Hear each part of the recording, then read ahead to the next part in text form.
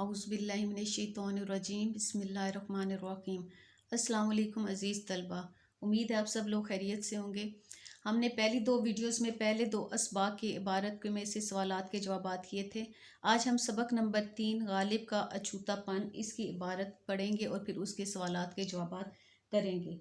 तो आपको पेपर में एक ही जो है सबक का पैराग्राफ दिया जाएगा, उसमें और कोई चॉइस नहीं होगी, एक ही पैराग्राफ होगा। उसी में आपके नीचे जो है पैराग्राफ के नीचे सवालात दिए गए होंगे, उसको पढ़कर आपने उसके जवाबात देने हैं।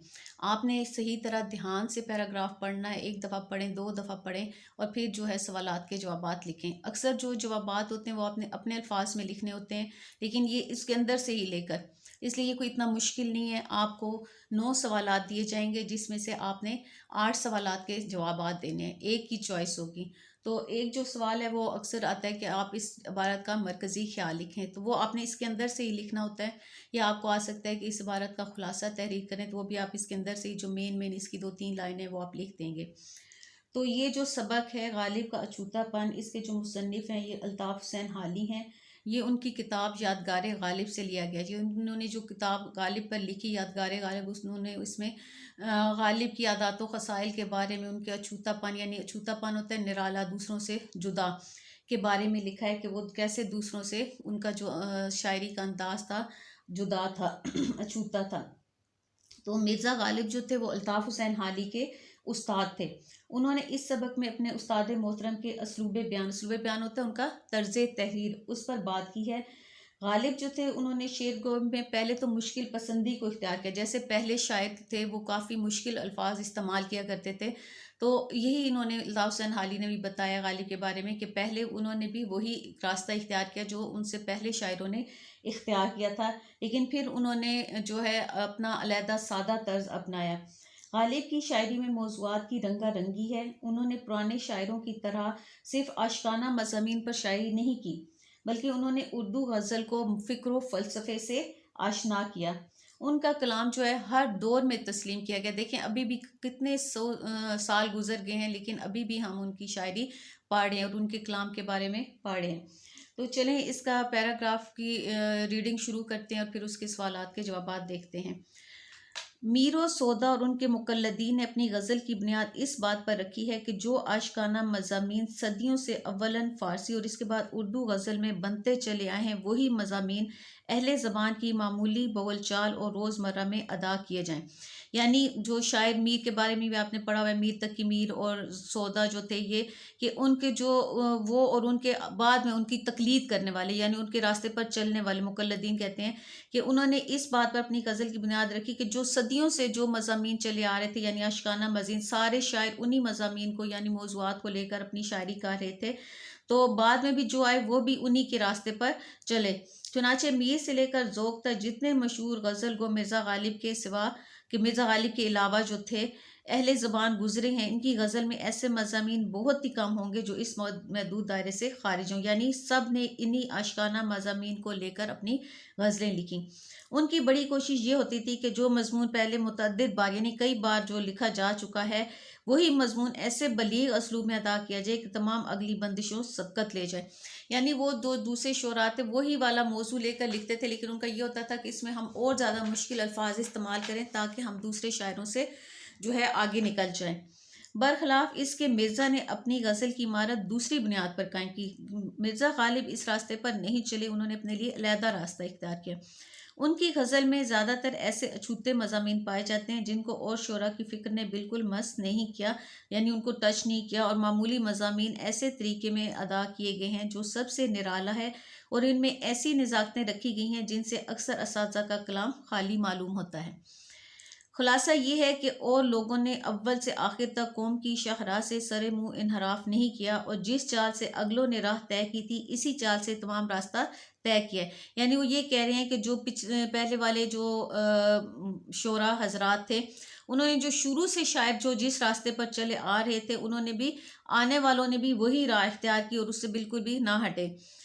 लेकिन मिर्ज़ा ने अव्वल शाहराह का रुख छोड़कर दूसरे रुख चलना इख्तियार किया, यानी लेकिन मिर्ज़ा गालिब ने वो राह इख्तियार ना की बल्कि अपनी दूसरी राह इख्तियार की। और जब राह की मुश्किलात में मजबूर किया तो उनको भी आखिर उसी रुख पर चलना पड़ा। यानी पहले तो वो तब्दीली लाए, उन्होंने अपना अंदाज़ अपनाया, लेकिन जब देखा कि लोग इतना, वो ज़ाहिर है वो सारे लोग वो पहले जो करते आ रहे थे शायर हज़रात, शायरी वही पसंद करते थे, तो इन्होंने भी फिर वही जो रास्ता इख्तियार किया, लेकिन इसमें भी उन्होंने अपना अंदाज़ अपनाया कि उसी मगर जिस लीक पर काफ़िला जा रहा था उसके सिवा एक और लीक उसके मतवाज़ी अपने लिए निकाली, और जिस चाल पर और लोग जा रहे थे इस चाल को छोड़कर दूसरी चाल इख्तियार की। कि यानी उन्होंने रास्ता तो वो फिर दोबारा वो उसी पर आ गए, लेकिन उन्होंने उसमें भी अपने लिए अलहदा रास्ता चुना। चुनाचे हम देखते हैं कि जब मीर और सौदा और उनके मुकल्लदीन के कलाम में एक ही किस्म के ख्यालात और मज़ामीन देखते देखते जी उकता जाता है, और उसके बाद मिर्ज़ा के दीवान पर नज़र डालते हैं तो इसमें हमें एक दूसरा आलम दिखाई देता है। और जिस तरह एक खुशकी का सयाह, सयाह कहते हैं सैरो सियाहत करने वाले को, एक खुशकी का सयाह समुंदर के सफ़र में सफ़र में या एक मैदान का रहने वाला पहाड़ पर जाकर एक बिल्कुल नई और निराली कैफियत का मुशाहदा करता है, इसी तरह मिर्ज़ा के दीवान में भी एक और ही समान नज़र आता है। यहाँ तक जो है हमने ये पैराग्राफ पढ़े हैं। अब हम इसके सवालात के जवाब करेंगे। सबसे पहले हम इस पैराग्राफ का, इस इबारत का मरकज़ी ख्याल देख लेते हैं कि हम कहाँ से कहाँ तक करेंगे। तो यहाँ से हम इसका मरकज़ी ख्याल करेंगे कि मिर्ज़ा गालिब की गज़ल में ज़्यादातर ऐसे अछूते मज़ामीन पाए जाते हैं जिनको और शोरा की फ़िक्र ने बिल्कुल मस नहीं किया, और मामूली मज़ामीन ऐसे तरीके में अदा किए गए हैं जो सबसे निराला है, और इनमें ऐसी नज़ाकतें रखी गई हैं जिनसे अक्सर असातिज़ा का कलाम खाली मालूम होता है। यहाँ तक आप लिखेंगे।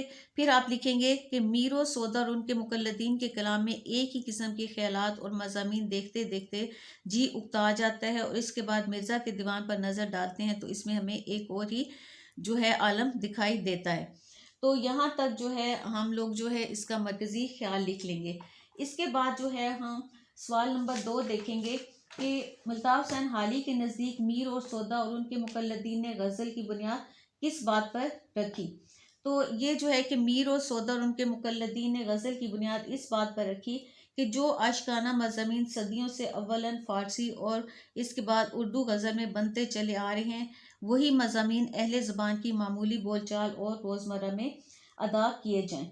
तो ये आपका सवाल नंबर 2 है कि अल्ताफ़ हुसैन हाली के नज़दीक मीर और सौदा और उनके मुकल्लदीन ने गज़ल की बुनियाद किस बात पर रखी। सवाल नंबर 3 देखें कि मिर्ज़ा गालिब की शायरी में कौन सी बात है जो दूसरे शायरों में नहीं।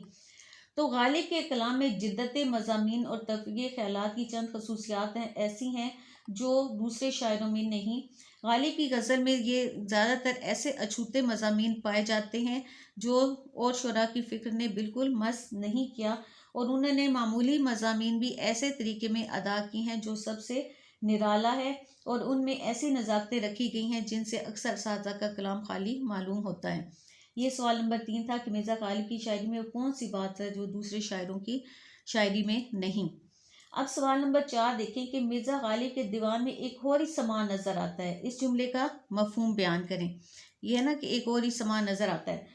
तो इसमें कि जब मीर और सौदा, यहाँ से कि जब मीर और सौदा और उनके मुकल्लदीन के कलाम में एक ही किस्म के ख्यालात और मज़ामीन देखते देखते जी उकता जाता है, और उसके बाद मिर्ज़ा के दीवान पर नज़र डालते हैं तो इसमें एक और ही आलम दिखाई देता है। और जिस तरह खुशी का सयाह समुंदर के सफ़र में या एक मैदान का रहने वाला पहाड़ पर जाकर एक बिल्कुल नई और निराली कैफियत का मुशाहिदा करता है, इसी तरह मिर्ज़ा के दीवान में एक और ही समान नज़र आता है। यह आपका सवाल नंबर 4 था।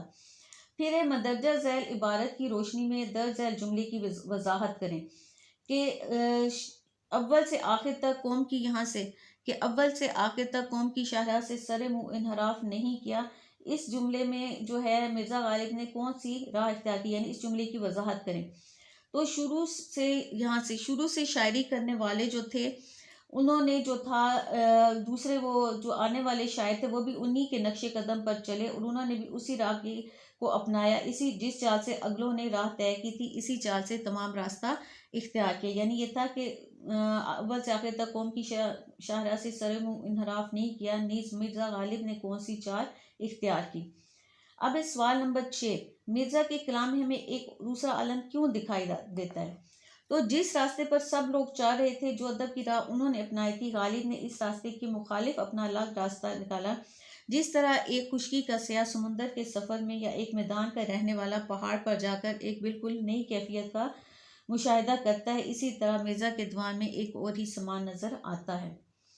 अब है कि ये इबारत पाठ के इबारत की रोशनी मिर्ज़ा गालिब के कलाम की खसूसियात लिखें। तो मिर्ज़ा गालिब ने अपनी शायरी में बलीग असलूब, अदा की नज़ाकतें, अछूते मज़ामीन, मुश्किल पसंदी, सहल निगारी, इजहार की कुव्वत, उम्मीदो उमंग, वुसअत नज़र को बयान किया है। फिर उन्होंने कहा है कि आपने खुद से लिखना है मिर्ज़ा गालिब के कलाम की खसूसियात कि मिर्ज़ा के कलाम में नई तरह की खुशी है जो बिल्कुल अछूती है। मिर्ज़ा गालिब का जो असलूब है उसमें उन्होंने मजमून को बिल्कुल एक अछूता मजमून बना दिया। मिर्ज़ा गालिब की खसूसियात जिनमें अलावा जिद्दत मज़ामीन और तरफ़ीय ख़यालात के और भी चंद खसूसियात हैं जो मिर्ज़ा ज़ाब के कलाम में ऐसी हैं जो शायरी करने वालों हैं उनके कलाम में बहुत कम पाई जाती हैं। फिर आपको सवाल है कि मिर्ज़ा के दीवान से ऐसा शेर नकल कीजिए जिससे उनके ख़यालात का अछूतापन साबित होता है। तो ये जो शेर दिया गया है कि हवस को है निशाते कार क्या क्या, ना हो मरना तो जीने का मज़ा क्या, कि ये उनकी जो है इस शेर में अछूतापन ज़ाहिर हो रहा है। मीर और सौदा और उनके मुकल्लदीन के कलाम में किस किस्म के ख़यालात पाए जाते हैं? तो यहाँ से कि मीर और सौदा के मुकल्लदीन के कलाम में एक ही किस्म के ख़यालात और मज़ामीन देखते देखते जी उगता आ जाता है। ये आपके 9 सवालात थे हमने जो इस पैराग्राफ में से किए हैं, इस इबारत में से किए हैं। तो आप लोगों ने भी जो आपको पेपर में आएगा पैराग्राफ आपको उसको ध्यान से पढ़ना है, नीचे दिए गए सवालात को देखना है और फिर उसके मुताबिक सवालात के जवाबात लिखने हैं। उम्मीद है आप लोगों को समझ आ गई होगी।